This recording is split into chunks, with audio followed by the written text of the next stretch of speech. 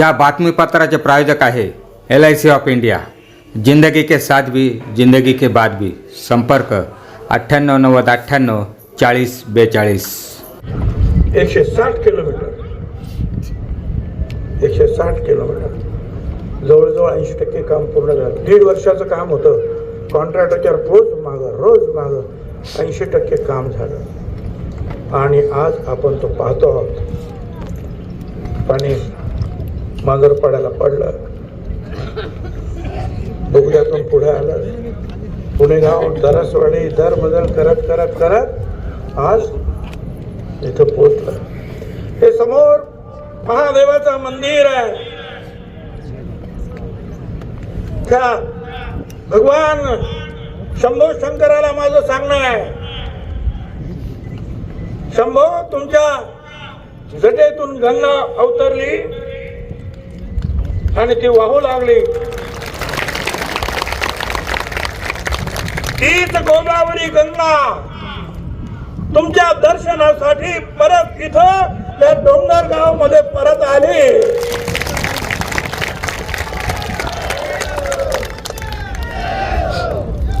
त्या शंभोची कृपा आज उदा गोदावरी गंगा दर्शनासाठी इथं होती। आनंद खूप आहे। काही राजकारणाची अडचण असेल, काही कशाची अडचण असेल, माझं म्हणणं तर इथे राजकारणाचा प्रश्नच नाही रे बाबा। इथे ह्या सगळ्या लोकांचा, हजारो लोकांच्या मुलाबाळांच्या शेकडो वर्षाचा पुढचा जो आहे भविष्याचा प्रश्न आहे। कारण वर्षानुवर्षाचं जे आहे दुःख जे आहे ते आता पुसलं जाईल आणि पुढच्या अनेक पिढ्यांपर्यंत जे आहे या पाण्याचा उपयोग या सगळ्या विभागातील शेतकरी बांधवांना होणार आहे, त्यांच्या मुलाबाळांना होणार आहे। दिवाळी दसरा तर 2, 4, 5 दिवसाचा असतो वर्षातून, तो वर्षभर आमचे शेतकरी आणि आमच्या भगिनी जे आहेत कष्ट करते काय आणि जीवनामध्ये आनंद त्यांच्या फुलणार आहे। दिवाळी दसऱ्यापेक्षा हा मोठा सण आहे आमच्यासाठी। साहेब शेतकऱ्यांच्या काय भाव